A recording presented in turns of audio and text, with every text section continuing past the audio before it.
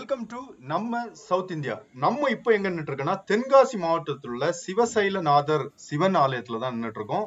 ஒரு முக்கியமான சிவன் ஸ்தலம் அப்படின்னு சொல்லலாம். எதனால அப்படின்னு பாத்தீங்கன்னா, இந்தியாவிலே ஒரு சில கோயில்கள் தான் வந்து மேற்கு நோக்கி இருக்கும், வெஸ்ட் நோக்கி இருக்கும்.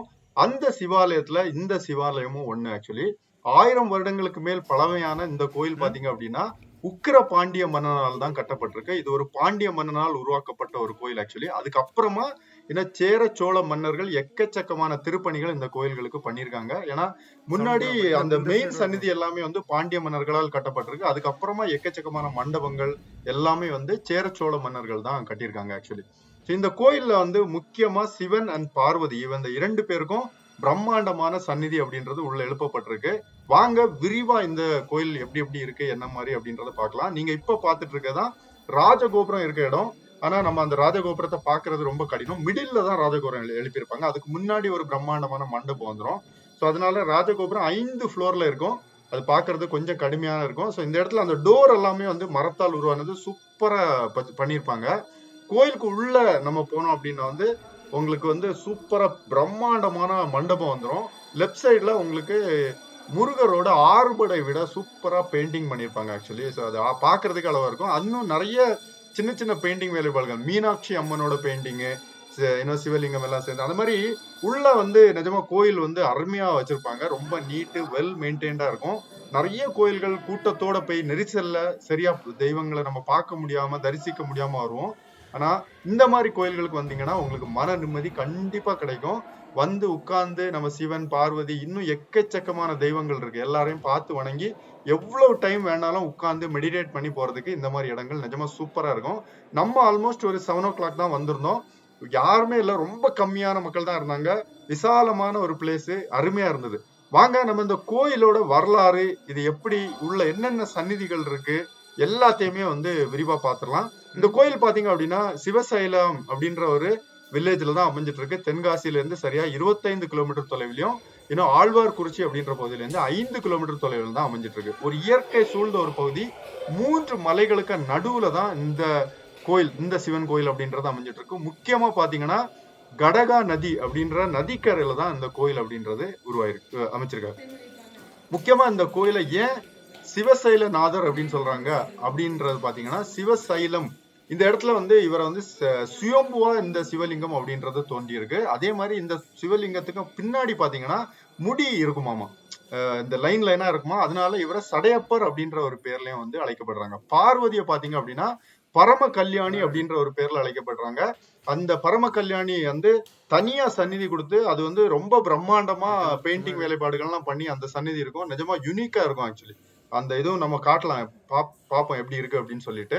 ஸோ 2 பேருக்குமே தனியா பிரம்மாண்டமான சந்நிதி, சிவசைலநாதருக்கு தனி சந்நிதி, அப்புறம் பரம கல்யாணி பார்வதிக்கும் தனியா சந்நிதி கொடுத்துருக்காங்க. இந்த கோயில முக்கியமான ஃபெஸ்டிவல் அப்படின்றது பாத்தீங்கன்னா பூசை தெப்பம் அப்படின்றது வந்து ரொம்ப கிராண்டா தை மாசம் வந்து செலிப்ரேட் பண்றாங்க. அதே மாதிரி ஏப்ரல் மந்த்ல ரதோத்சவம், தேரோட்டம் அப்படின்றதும் ரொம்ப கிராண்டா. இந்த 2 ஃபெஸ்டிவலும் ரொம்ப கிராண்டாவே இங்க பண்றாங்க. ஆக்சுவலி உள்ள வந்து நிறைய இடங்கள் நம்ம ஃபுல்லும் சுத்தி பார்த்தோம். ஆக்சுவலி இந்த கோயில முழுக்க முழுக்க சுத்தி பார்த்தோம்.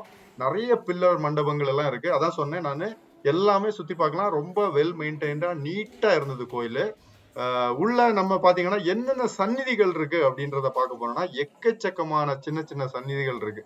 ஸோ சின்ன சின்ன சந்நிதிகள் பாத்தீங்கன்னா நடராஜருக்கும் சிவகாமி அம்மாளுக்கும் ஒரு பிரம்மாண்டமான ஒரு சந்நிதி உள்ள வச்சிருக்காங்க. அப்புறம் தட்சிணாமூர்த்திக்கும், அதுக்கப்புறமா பைரவருக்கும் வந்து சிவனோட இன்னொரு அவதாரம், அவருக்கும் ஒரு சந்நிதி அப்படின்றது இருக்கு. காசி விஸ்வநாதர் விசாலாட்சிக்கும் ஒரு சந்நிதி அப்படின்றத தனியா அமைச்சிருக்காங்க. அதை தாண்டி இது மட்டுமா அப்படின்னு கேட்டீங்கன்னா இல்ல, இன்னும் நிறைய சின்ன சின்ன சந்நிதிகள். விநாயகருக்கு தனி சந்நிதி, முருகருக்கு தனி சந்நிதி, மகாலட்சுமி கஜலட்சுமிக்கு தனி சந்நிதி, இந்த மாதிரி அன்னபூர்ணிக்கு தனி சந்நிதி, துர்கா தேவிக்கு தனி சந்நிதி, இந்த மாதிரி நிறைய இருக்குது. இதை தாண்டி இன்னும் பாத்தீங்கன்னா 63 நாயன்மார்களுக்கு வரிசையா சிலைகள் வச்சிருக்காங்க. அதே மாதிரி இந்த கோயில்ல நந்தி சிலை அப்படின்றது ரொம்ப ஸ்பெஷல், யூனிக்கா சூப்பரா இருக்கும். அதை நான் காட்டுறேன் பாருங்க, அப்ப தெரியும். சூரிய சந்திர பகவானுக்கும் சவுத் ஃபேசிங்ல சந்நிதி அப்படின்றது சின்னதா எழுப்பியிருக்காங்க. நிறைய சந்நிதி, இன்னும் சின்ன சின்ன சந்நிதிகள் இருக்கு. ஒரு ஒரு ஒரே இடத்துல நீங்க நிறைய தெய்வங்களை பார்த்து தரிசிக்கிற ஒரு அனுபவம் உங்களுக்கு கிடைக்கும். நீங்க இப்ப ஆல்ரெடி பார்த்திருப்பீங்க. இப்ப நீங்க பார்த்துட்டு வந்ததுதான் இதுதான் அந்த நம்ம அந்த பார்வதி தேவியோட சன்னதி. நிஜமா அந்த இடம் சூப்பரா நீட்டா, அந்த பெயிண்டிங் எல்லாம் ஆல்ரெடி பாத்துருப்பீங்க, அருமையா பண்ணியிருந்தாங்க அந்த பில்லர்ல எல்லாமே.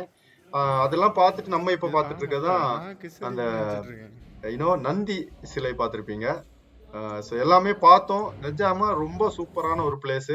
அம்பாசமுத்திரம் இந்த மாதிரி கடையம் இந்த மாதிரி பகுதிகளுக்கெல்லாம் வந்தீங்க அப்படின்னா கண்டிப்பா மிஸ் பண்ணாம இந்த சிவன் கோயிலுக்கு விசிட் பண்ணுங்க. கண்டிப்பா எனக்கு தெரிஞ்ச அளவுல உங்களுக்கு மன நிம்மதி அப்படின்றது கிடைக்கும். நம்ம ஆல்மோஸ்ட் ஒரு 1 hour இங்க ஸ்பெண்ட் பண்ணோம். எல்லாம் சுத்தி பார்த்துட்டு திரும்ப வந்து கொஞ்ச நேரம் உட்காந்துட்டு ரிலாக்ஸ் பண்ணிட்டு போகலாம். யாரும் உங்களை வந்து என்ன டிஸ்டர்பன்ஸும் கொடுக்க மாட்டாங்க. ஏன்னா அந்த அளவுக்கு ஒரு பிரைவசியா ரொம்ப ஒரு ஹிடன் டெம்பிள் அப்படின்னு கூட சொல்லலாம். அந்த அளவுக்கு அருமையா இருந்தது. எனக்கு ஒரு நல்ல ஒரு எக்ஸ்பீரியன்ஸ் இந்த கோயிலுக்கு வந்ததுல. நம்ம கன்னியாகுமரியில இருந்துட்டே இவ்வளவு நாட்கள் வரல. நம்ம பெங்களூர்ல இருந்து டிராவல் பண்ணி ஊருக்கு போகும்போதுதான் இந்த டெம்பிள் அப்படின்றத விசிட் பண்ணோம். தென்காசி 1 full day நம்ம டிராவல் பண்ணியிருந்தோம். அதுல இதான் லாஸ்ட் டெஸ்டினேஷன். இந்த கோயிலை முடிச்சுட்டு நிஜமா ஒரு சூப்பரா நிறைய டிராவல் பண்ணியிருந்தோம். அந்த டயர்ட்னஸ் எல்லாமே இந்த சந்நிதிக்கு வந்தப்ப நமக்கு அப்படியே மறந்தே போயிடுச்சு அப்படின்னு கூட சொல்லலாம். அந்த அளவுக்கு நிம்மதியா இருந்தது. இப்ப நம்ம வந்து அந்த கொடிமரத்துக்கு பக்கத்துலதான் வந்து நின்றுருக்கோம். கொடிமரத்துக்கு பக்கத்துலயே தான் அந்த நந்தி சிலை இருந்தது. நிஜமா சூப்பரா இருக்கும். நீங்க பார்த்தா தெரியும், யுனிக்கா அமைச்சிருந்தாங்க இந்த நந்தி சிலை. எனிவே ஒரு பியூட்டிஃபுல்லான எக்ஸ்பீரியன்ஸோட நம்ம இங்க இருந்து அடுத்தது நம்ம யூனோ கிளம்ப ஆரம்பிச்சோம். இந்த கோயில்ல வந்து அந்த பலி பீடம் அப்படின்னு சொல்லுவாங்க. அது கோயிலோட ஆப்போசிட்ல இருக்கு. அப்படியே லெஃப்ட் சைட்ல போனோம் அப்படின்னா அந்த இந்த மாடுகள் எல்லாம் மாடு கொட்டாய் கூட இங்க வச்சிருக்காங்க. ஸோ எல்லாமே இருக்கிற ஒரு சூப்பரான ஒரு பிளேஸ். இயற்கை சுத்தி இருக்கும். விவசாய நிலங்கள் நிறைய ரைஸ் பேடி அதெல்லாம் இருக்கும். பக்கத்திலேயே அந்த ஆறு ஓடுது. அதுக்கப்புறம் 3 மலைகள் சுத்தி பார்க்கலாம். நம்ம நைட் டைம் போனதுனால பெருசா எதுவும் வியூ பண்ண முடியல. நீங்க டே டைம் போனீங்கன்னா நிஜமா அதெல்லாம் எக்ஸ்பீரியன்ஸ் பண்ணுவீங்க. ஸோ எனிவே ஒரு பியூட்டிஃபுல்லான அனுபவம். கோயிலை சுத்தி பார்த்துட்டு நம்ம அடுத்தது இங்க இருந்து கிளம்பிட்டோம். அடுத்து 1 day பேக்கேஜா தென்காசியில எந்தெந்த இடங்கள் எல்லாம் போனதையும் ஒரு வீடியோவாவும் நம்ம போட போறோம். தொடர்ந்து இணைப்பிலே இருங்க. தேங்க்யூ. பை.